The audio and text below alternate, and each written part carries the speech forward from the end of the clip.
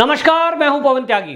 पश्चिम बंगाल में चुनाव के बाद की हिंसा को लेकर सुप्रीम कोर्ट में आपको बताएं, हिंदू फ्रंट फॉर जस्टिस, इनकी वकील जो है रंजना अग्निहोत्री, उन्होंने एक सुप्रीम कोर्ट में याचिका दायर की थी कि जो पश्चिम बंगाल में हिंसा हुई है चुनाव के बाद, उसकी एक निष्पक्ष जांच कराई जाए। और इसको लेकर आपको बताएं, पहले 2 जजों की खंडपीठ में यह डाला गया था, न्यायमूर्ति इंदिरा बनर्जी और अनिरुद्ध बोस, जिन्होंने अपने आप को मना कर दिया कि हम ये केस की सुनवाई नहीं कर सकते। उसके बाद सुप्रीम कोर्ट में ये ट्रांसफर कर दिया गया दूसरी खंडपीठ में। अब सुप्रीम कोर्ट की पीठ ने बाकायदा केंद्र सरकार, पश्चिम बंगाल की सरकार और ममता बनर्जी का भी नाम उसमें है याचिका में, लेकिन 3 लोगों को नोटिस जारी किया है चुनाव आयोग, केंद्र सरकार और पश्चिम बंगाल की सरकार। तीनों को नोटिस जारी करके पूरी हिंसा पे विस्तृत रिपोर्ट मांगी है और उन्होंने कहा है कि चुनाव के बाद ये जो हिंसा हुई है, जिसमें याचिकाकर्ता ने यह आरोप लगाया है कि बाकायदा हिंदुओं को टारगेट करके मुसलमान वर्ग ने इकट्ठा होकर, जिसमें रोहिंग्या और घुसपैठिए बांग्लादेशी घुसपैठियों ने मिलकर हिंदुओं को टारगेट किया है और राज्य की सरकार तुष्टीकरण के कारण मुसलमानों को हिंसा से रोक नहीं रही है, जिसमें पुलिस भी मिली हुई है। यह आरोप लगाया गया था हिंदू फ्रंट फॉर जस्टिस की तरफ से और इस हिंदू फ्रंट फॉर जस्टिस की सुनवाई करते हुए इनको नोटिस जारी हुआ है। अब यह माना जा रहा है कि सुप्रीम कोर्ट के इस नोटिस के बाद केंद्र सरकार को अपनी रिपोर्ट प्रस्तुत करनी होगी, राज्य सरकार से भी रिपोर्ट मांगी गई है और इधर चुनाव आयोग से भी यह रिपोर्ट मांगी गई है कि जब चुनाव के दौरान हिंसा हो रही थी तब चुनाव आयोग ने इस पर क्या एक्शन लिया और चुनाव आयोग के पास जो एप्लीकेशनें आई हैं, जिसमें कि भारतीय जनता पार्टी की तरफ से चुनाव के टाइम कितनी एफआईआर करा गई, जिसमें कि टीएमसी के गुंडों के द्वारा बूथ कैप्चरिंग, जबरदस्ती वोट डालना, बूथ पर कब्जा करना, वोटरों को डराना धमकाना, इन सब के बावजूद चुनाव आयोग मौन रहा या उसने क्या कार्रवाई की, यह सुप्रीम कोर्ट ने नोटिस देकर पूछा है। वहीं आपको बताएं, केंद्र सरकार के पास फैक्ट फाइंडिंग कमेटी की रिपोर्ट ऑलरेडी आ चुकी है, जिन्होंने गृह मंत्रालय को यह रिपोर्ट सौंपी थी। 5 सदस्यीय एक समिति गृह मंत्रालय ने गठित की थी। फैक्ट फाइंडिंग समिति में आपको बताएं, मोनिका अरोड़ा सुप्रीम कोर्ट की जानी मानी अधिवक्ता थी और उन्होंने, पूरी कमेटी ने एक रिपोर्ट अपनी सौंपी है, जिसमें पूर्व चीफ जस्टिस भी थे और अब वो रिपोर्ट गृह मंत्रालय के पास है। तो मतलब ये हुआ कि सुप्रीम कोर्ट के ये जो नोटिस गया है, इसमें केंद्र सरकार के को जो नोटिस गया है, केंद्र सरकार के पास ऑलरेडी जवाब आ चुका है, फैक्ट फाइंडिंग कमेटी की रिपोर्ट है और वो रिपोर्ट अब सुप्रीम कोर्ट को सौंप दी जाएगी।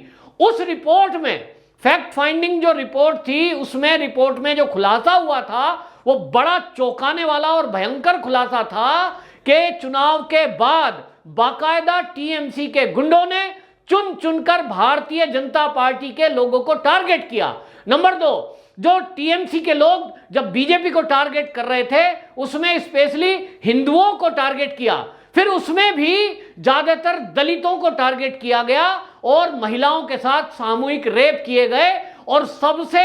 जो उसमें चौंकाने वाला खुलासा था और भयंकर खुलासा उसको कह सकते हैं, फैक्ट फाइंडिंग रिपोर्ट की जो कमेटी थी, उसने अपनी रिपोर्ट में कहा कि जो भी हिंसा चुनाव के बाद हुई है वो सुनियोजित थी। यानी उन्होंने साफ साफ लिखा है कि चुनाव के बाद की जो हिंसा है वो टीएमसी के लोगों ने पहले से ही योजना बना ली थी कि उनको भारतीय जनता पार्टी के लोगों को टारगेट करना है, किस किस को मारना है, किस महिला का अपहरण करना है, किस महिला के साथ रेप की घटना को अंजाम देना है और किन के घर को जलाकर लूट लेना है। तो ये सारी पूर्व नियोजित थी। इसका मतलब ये हुआ कि जो फैक्ट फाइंडिंग कमेटी थी, उसकी रिपोर्ट में एक तरह से उन्होंने इनडायरेक्टली ये कह दिया है कि सरकार इस हिंसा में इन्वॉल्व है, क्योंकि पुलिस ने कोई कार्रवाई नहीं की। दूसरा आपको बताऊं, इसी में केंद्र सरकार के पास ये रिपोर्ट जो फैक्ट फाइंडिंग कमेटी की है,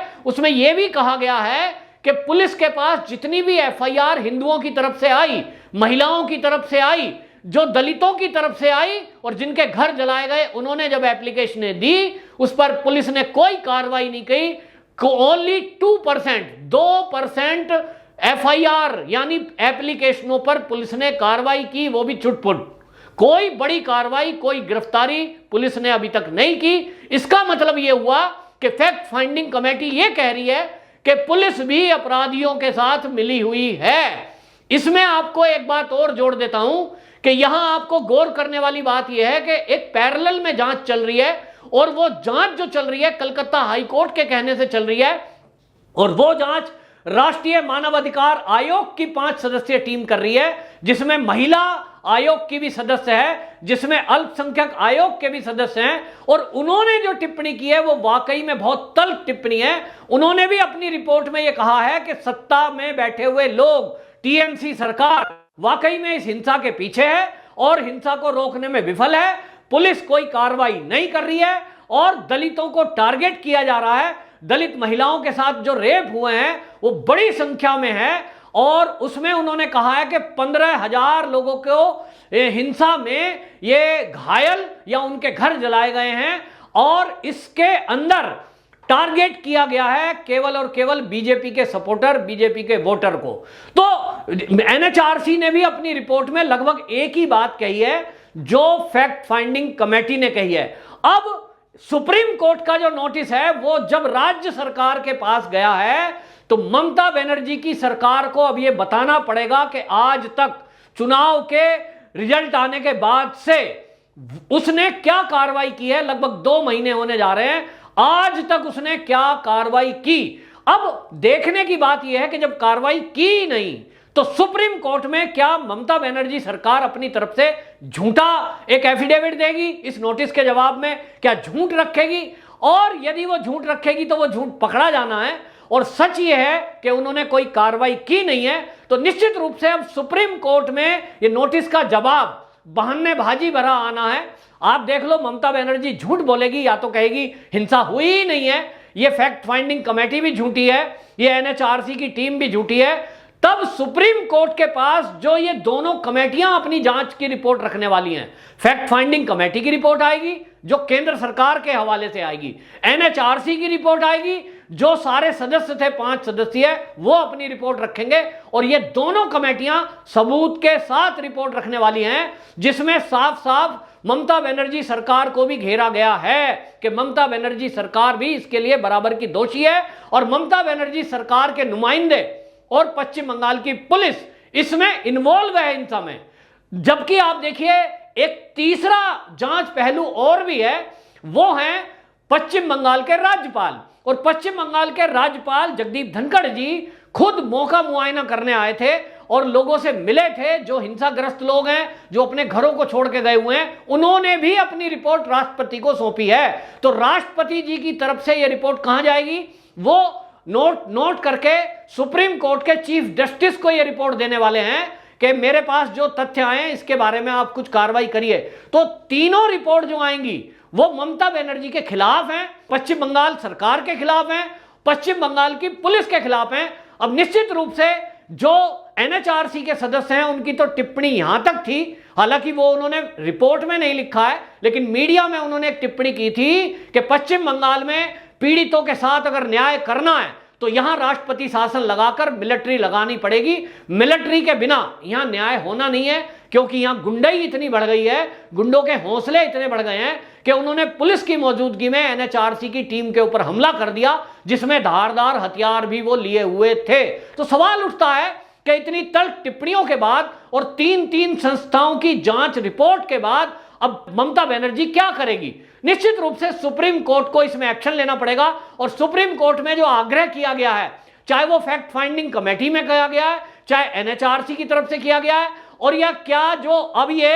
हिंदू फ्रंट फॉर जस्टिस की जो एप्लीकेशन लगी है, इसमें भी ये कहा गया है कि हिंदुओं को टारगेट किया गया, हिंदुओं को घर से भगाया गया, और निश्चित रूप से ये एक साजिश है बांग्लादेशी घुसपैठी और रोहिंग्याओं का तुष्टीकरण करके उनको वहां कब्जा दिलाने के लिए। तो निश्चित रूप से राष्ट्रपति शासन की तरफ बढ़ रहा है ये पश्चिम बंगाल, और अब इसमें सुप्रीम कोर्ट को यह अपना फैसला सुनाना है। नोटिस के जवाब के बाद देखना होगा सुप्रीम कोर्ट क्या फैसला देती है। सबकी उम्मीद, सबका आग्रह सुप्रीम कोर्ट से एक ही है कि जल्द से जल्द पीड़ितों को न्याय मिला है। वंदे मातरम।